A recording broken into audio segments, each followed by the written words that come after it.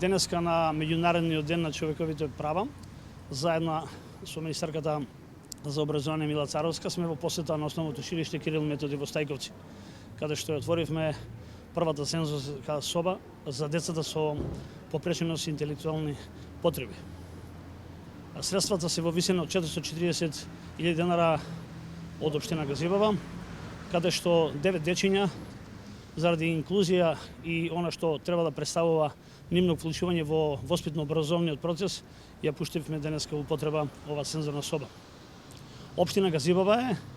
води сметка посебно за потребите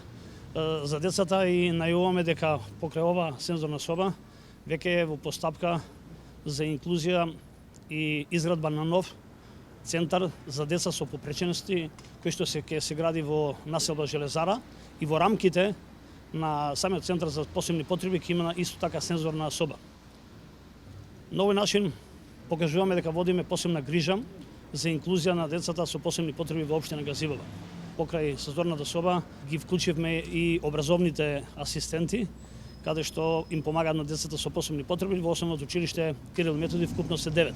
Сакам да искористам можноста на јавноста да кажам дека